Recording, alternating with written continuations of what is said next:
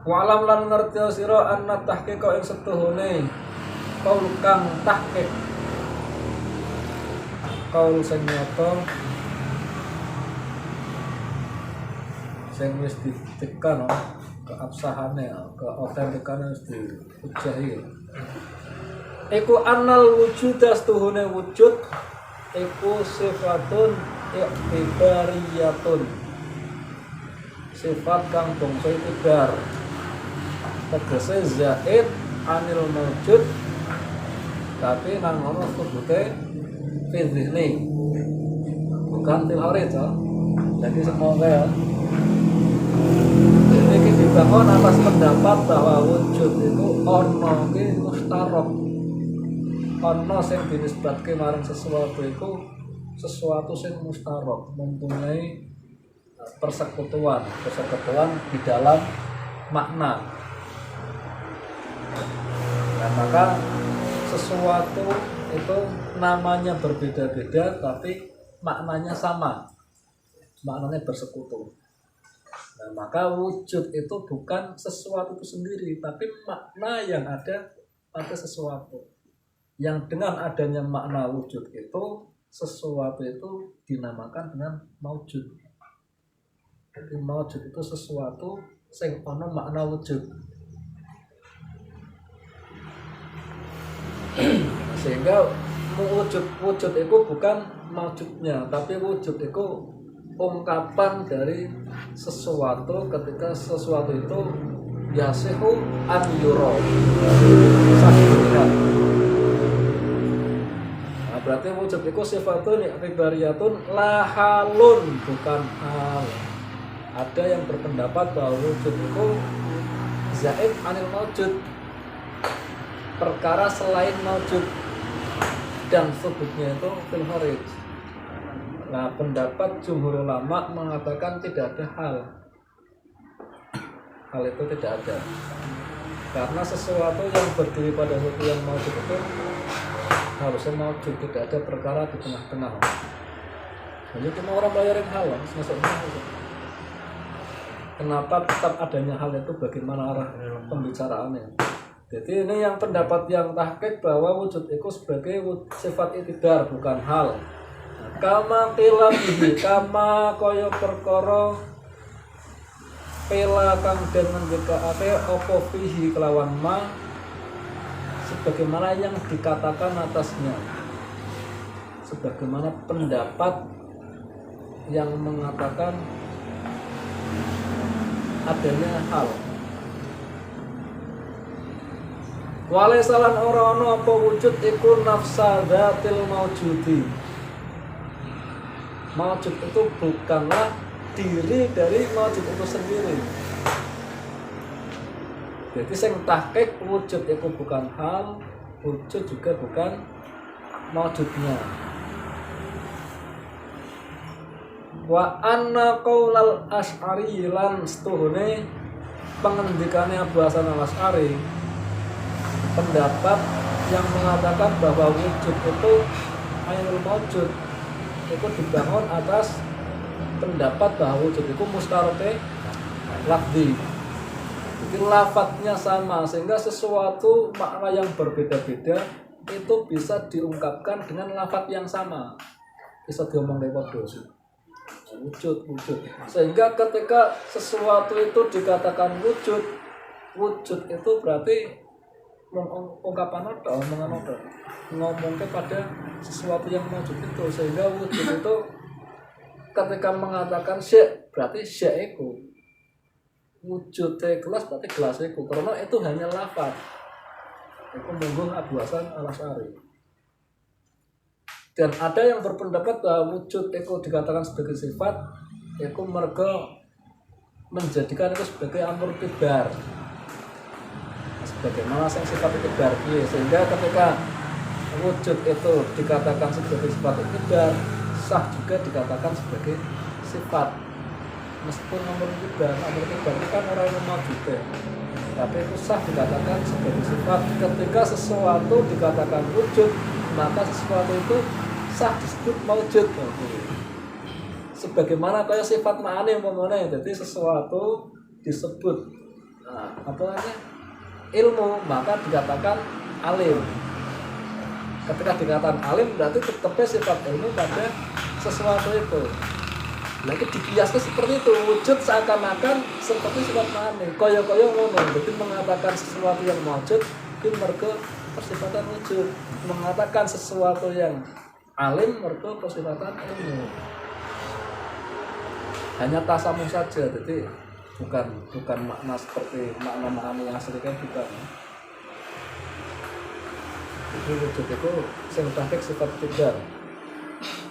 Nah, anapun setuhune pengandikan Abu Hasan al-Asy'ari rupane al-wujudu ainul maujudi. Nah, wujud itu ainul maujud. Itu pendapat dari Abu Hasan al-Asy'ari. Iku al-muradu utawi kang den karepake minhu saking kaum saking sing dikehendaki dari pendapatnya Abu Hasan al-Asy'ari bahwa wujud ainul maujud itu kan sebenarnya suatu madlulnya. Maka ketika yang dilihat itu bukan madlulnya tapi dalnya yang menunjukkan madlul itu berarti wujudnya bukan madlul sing diomong wujud mau, maka al muradu minhu annal wujuda laisa sifatan tsabitatan fil kharij. Maka yang dikehendaki dari pendapat bahwa wujud itu ainul maujud iku setuhune wujud iku laisa ora apa wujud itu sifat tsabitatan kang tetep fil khariji ing dalem kenyataan. Maka yang dimaksud wujud ainul maujud itu bukan sifat yang tetap di kenyataan, zaidatan sing perkara liya ala zat saking zat ing atase zat. Jadi bukan sifat yang tetap di luar yang menjadi selain daripada zatnya itu. Jadi wujud itu ainul maujud. Maka wujud ainul maujud itu bukan zaid, maksudnya bukan zaid fil kharij. Bukan zaid fil kharij. Jadi wujud dikatakan sebagai maujud ainul maujud ini dilihat dari madlul. Ketika dilihat dari dalnya maka itu zaid anil maujud fi dhihni, bukan sing zaid anil maujud fi kharij. Sing dimaksud bukan ini. Ketika dilihat dari dalnya maka sah mengatakan ini.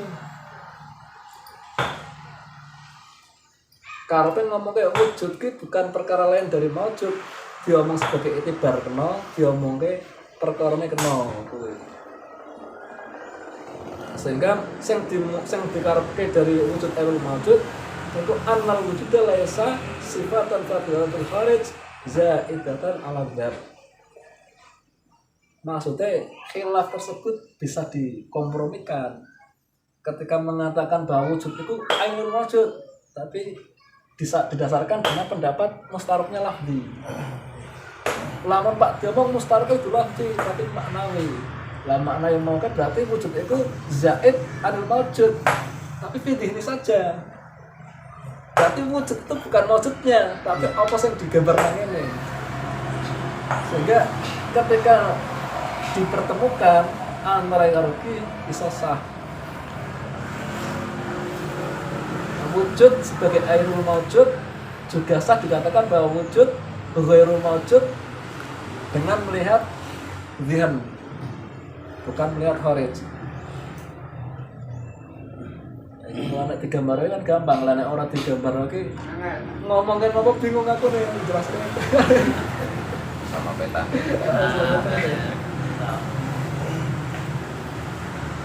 Jadi sing dimaksud bahwa wujud iku ainul maujud sing dikarepke setuhune wujud iku laisa sifatan tsabitatan fil kharij zaidatan anil aladat. Bukan sifat yang tetap fil kharij sing zaid aladat. Tapi zaid gitu maksudnya. Fala yunafi monggo ora nafiake apa kol sing wujud ainul maujud tidak meniadakan, tidak menolak ing annahu stuhune wujud iku sifatun i'tibariyatun. Tidak menolak bahwa wujud itu sebagai iktibar, melihat dari dirinya. Melihat dari kharijnya berarti ainul mawjud kalau karepe. Melihat dari kharijnya itu berarti wujud ainul mawjud, melihat dari zihan maka iktibar. Tapi sing iktibar mau kae mustaroke makna, bukan mustarok lafaz. Nah sing ainul mawjud mau kae mustaroke lafaz, bukan mustarok makna. Nek dimulai ora ketemu, ini Taruh secara bahasa bersekutu. sekutu. Jadi bersekutu. Ada kesamaan. Ada kesamaan mana? Iki karo iki mustarok secara makna. Makna wujud. Ada yang pendapat satu lagi mustaroknya bukan makna, tapi lafaz. Karena maknanya beda-beda. Hanya lafadznya saja yang sama. Ketika dibolak-balik itu jadi fatal. Ketika airul mawjud dibangun dari mustarok maknawi, itu jadi batal. Mangke wujud sing nang kene ora iso diterapke nang kene. Iki domong wujud, iki ora iso domong wujud. Ketika mustaroknya maknawi tapi dianggap sebagai airul mawjud.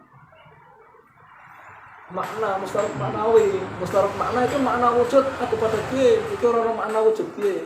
Lah ketika diperlakukan airul mawjud wujud gue, maka itu ora iso demong wujud. Itu ora wujud, wujudnya ketok. Mantap. Mulane iki pemetaan iki penting layune. Ketika mengatakan mustarok maknawi, ora iso mlayu aring airul mawjud. Nek mlayu aring airul mawjud fatal. Mangke ketika mengatakan iki mawjud, liyane itu mawjud kabeh. Maka ketika mengatakan wujud airul mawjud itu dengan melihat kharijnya. Maka ketika mengatakan wujud airul mawjud dengan melihat kharijnya tidak menafikan bahwa wujud itu sebagai sifat iktibar. Tapi dia sebagai hal ora, soalnya iki kharij kabeh jadi bertentangan. Tapi ketika iktibar karo mawjud maka orang bertentangan, hilafnya hanya hilaf lafzi ya. Wa bihadzalan kelawan iki penjelasan tentang tahqiq mau kayak wujud itu sebagai sifat iktibar. Dzahara mongko jelas. Apa anna idhofata wujudin idhofah wujud. Setuhune idhofah wujud penyandaran lafaz wujud lidzamiri maring lafaz maring dhamir Allah wujudihi. Berarti kita bersahadat terhadap wajib wujudnya Allah. Wujudnya Allah, wujud disandarkan pada Allah. Wujud itu wujud sing ndi kan aku bahas merono. Wujud di mana airul mawjud, apa wujud di mana hal, apa wujud di mana iktibar. Poin. Nah maka ketika sudah ditahqiq mau wujud ke sifat iktibar, maka itu jelas bahwa penyandaran wujud pada lafaz Allah mengatakan onone Allah alam